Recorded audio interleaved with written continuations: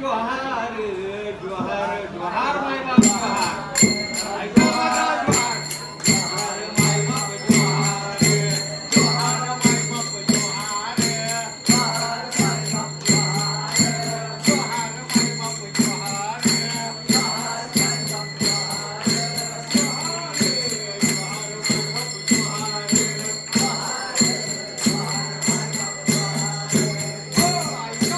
जोहार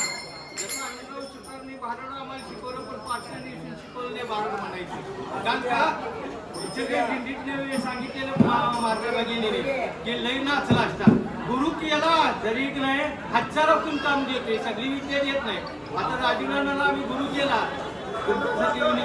सगळे विद्या देणार नाही. राजूनाना ते भारुडीच चालले की हा म्हणून मग त्यात भारूड म्हणतात पहिला ज्वार कुठलाही गुरु करा हातचाच राखून देणार म्हणून मग त्यात भारूड म्हणतात जोहार जोहार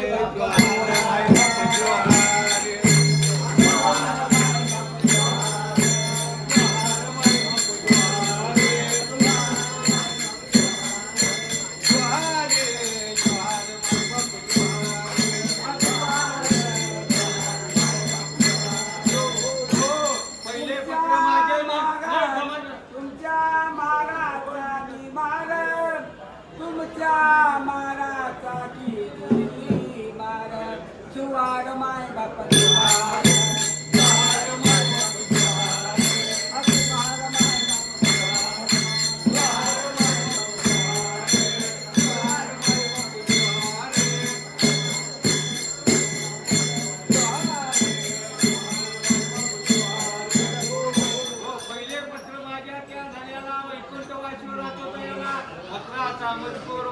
भक्त संगती जाऊन आला ही वेळी वाकडी सेवा माझी प्रभू गोड करून घेतील काय मी एक अज्ञान बालक म्हणून माझे संख्या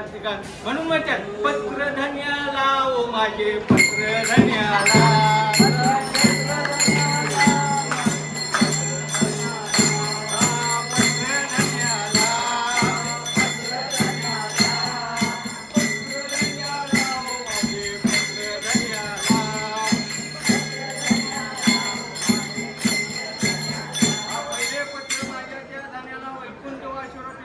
भक्ती संकटी जाऊन आला पहिलं पत्र त्याला म्हणून हे पत्र जाण्याला म्हटलं. आता मोठं मला भेटायला येणार नाही मग कसे येणार लोटायला आणि मोठं मला कोण येणार आहे ब्रह्मा विष्णू महेश शास्त्री लोक येणार आहेत मग मी कसे येणार लोटायला आणि मोठं मला येतात भेटायला कशी कशी मी भेटायला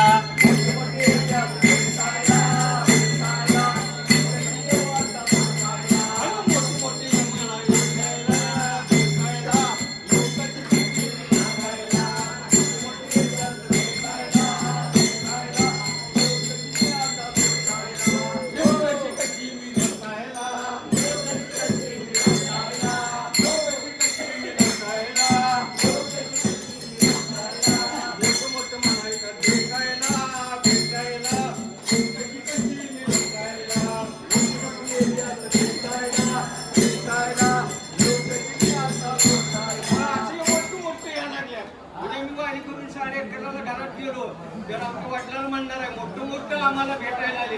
वारीत नाही वारकरी करून टाकली आम्हाला बरोबर मग आम्ही कशी लोटायला बरोबर आता पण तुम्ही सांगितलं आता इथून पण ऐकणार नाही असं घरात म्हणणार मी वडिलांना मग पुढे काय पुढे आता बघा हे विठ्ठल विठ्ठल विठ्ठल विठ्ठल विठ्ठल